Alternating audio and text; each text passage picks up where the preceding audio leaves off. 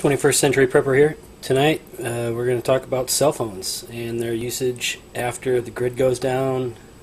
There are no cell towers operating in a true shit hits the fan scenario. Will they end up being a big paperweight? No, they won't. They are an ideal tool you can use to get by, survive, and maybe even thrive. I will show you. I'm currently in airplane mode. There is no Wi-Fi and no service provider showing up. So I am offline right now. So what can you do with your cell phone? Well, it's still a camera. It's still a device you can make notes on, observations on, keep a daily diary or whatnot. And if you download some apps, you will have those to use. I'm going to show you a couple that I have. I have start with the SAS Survival Guide. This is the guide that everybody says you should have. Do I have the paper version of it? Yes, I do. I have the book.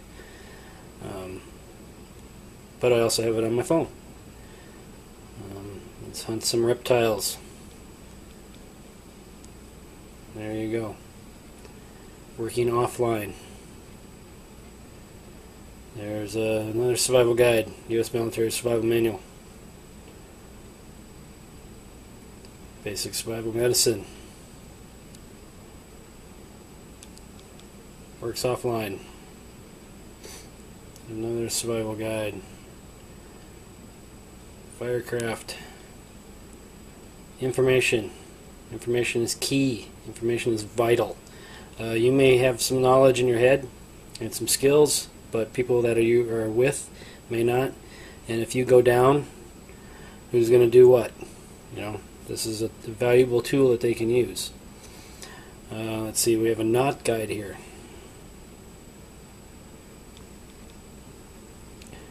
We have a compass. Yes, the compass works offline. That is north. I have another compass.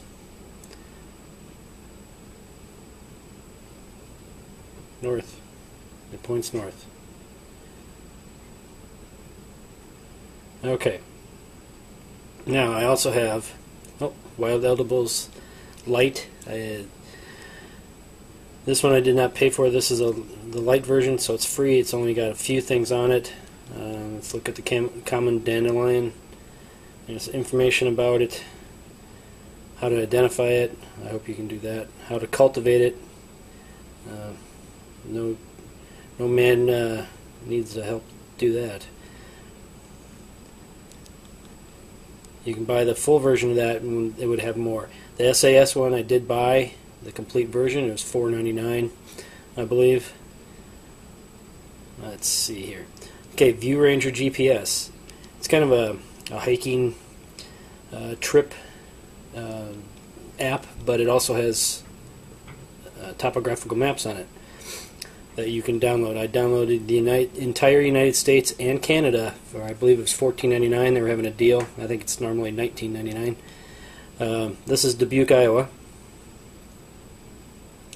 You can go down the street level.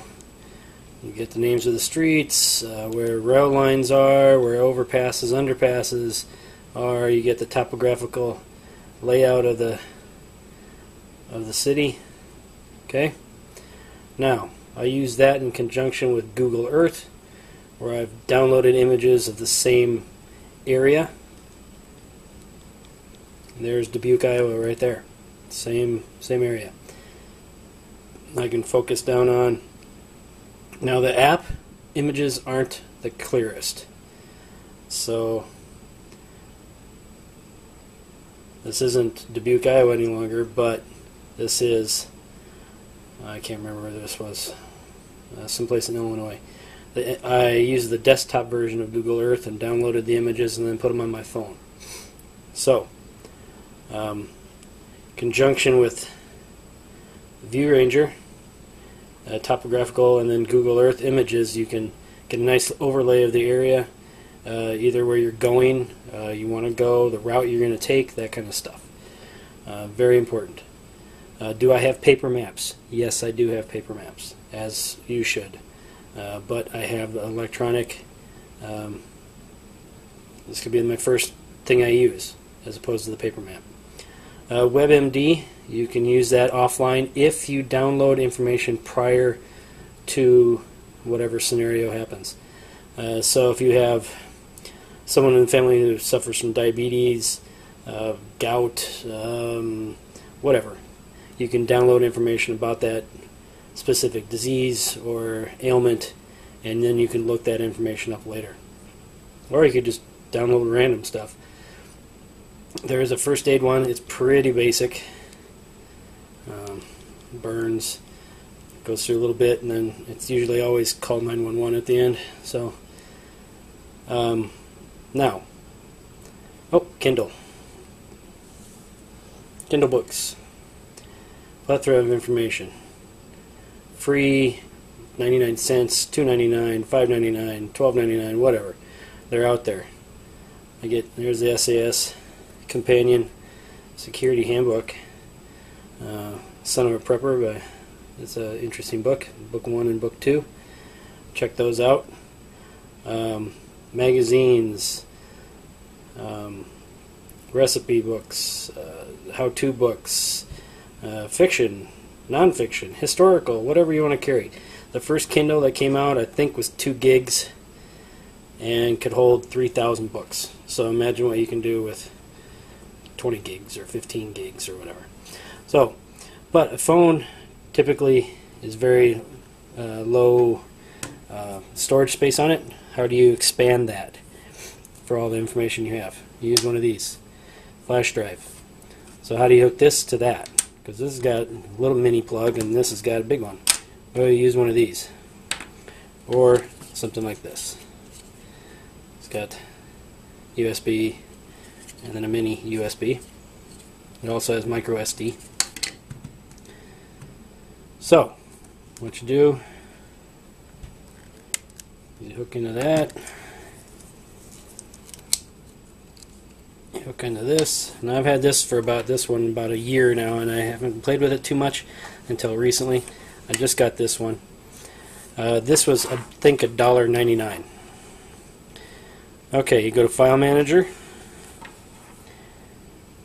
all files, and there, I don't know if you can see, USB storage. The camera's not focusing very well tonight.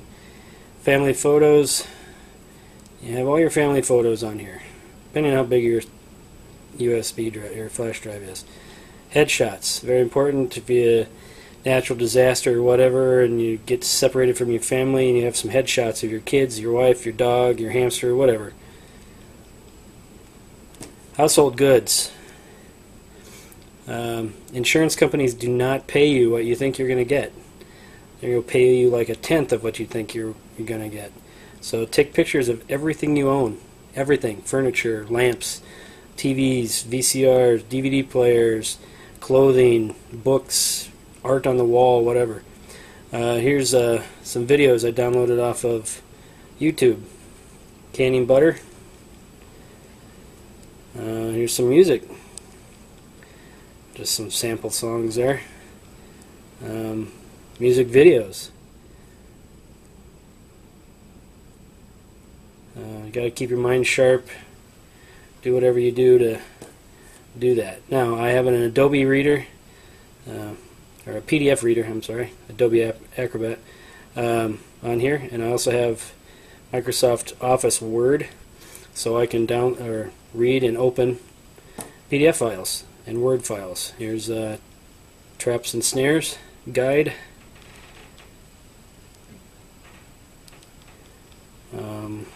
There's pictures on here.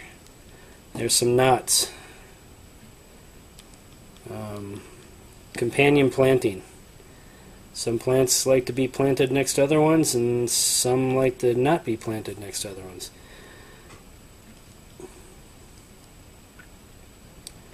Here's a wind chill chart. I know exactly how cold it is out there and how long it's going to take before you freeze to death.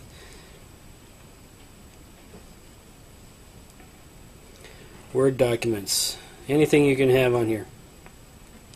Scanned documents of your financial information, your house, your car, your marriage license, divorce decree, your spouse's death certificate if they happen to pass away or something.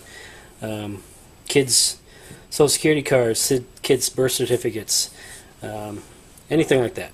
It's all valuable information that you're going to need eventually. So why not be able to call it up whenever you want to. So, some of you might be thinking EMP is going to fry that. No, it's not. It's too small. It doesn't have enough circuitry for an EMP to harm it. It has to be, unless it was connected to the grid. If I had it plugged in charging, yeah, it would probably get fried. This by itself, free floating on your desktop or on your desk or in your pocket or sitting in your console of your car, and an EMP happens, most likely nothing's going to happen to it. And if you think something's going to happen to it, get a second one. You can get them pretty cheap off of eBay, and just use it as a mini computer. This is a mini tablet. So fill it up and throw it in your Faraday cage if you have one. Now, how do you keep this powered? Well, I use this. I use a Sunjack portable 20-watt solar panel. It comes with two 8,000 milliamp batteries that can charge my phone about 4 times when they're fully charged. So that's a lot of power usage. That's a lot of going through a lot of stuff on here before you have to charge it. And you can charge it 4 times on one charge of this. Or you can plug it directly into and set it out during the daytime and charge it that way. Or, back to the EMP, contrary to popular belief, there's no proof that cars will be dead, other than the fact that they probably run out of gas. The testing that they did in the early 2000s showed no cars were damaged beyond just stalling, and then they could restart it. Hook this up to a car battery, and you got charge it there. You got more plugs here for other extenders. You could take this and clip this off and put some alligator clips on here and hook it directly into a battery. Car battery, boat battery, ATV, lawnmower, snowmobile, whatever. And then you'd have power for that. Or, of course, obviously a wall plug if you have power in your house or power wherever you happen to be. You can just power it that way.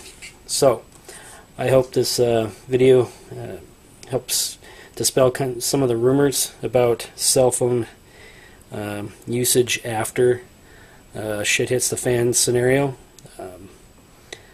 Always plan ahead. Stack the deck in your favor. This is one tool of many tools that you can have at your disposal, and it's pretty simple, it's pretty light, doesn't take up much room, so why not use it? Thank you for watching.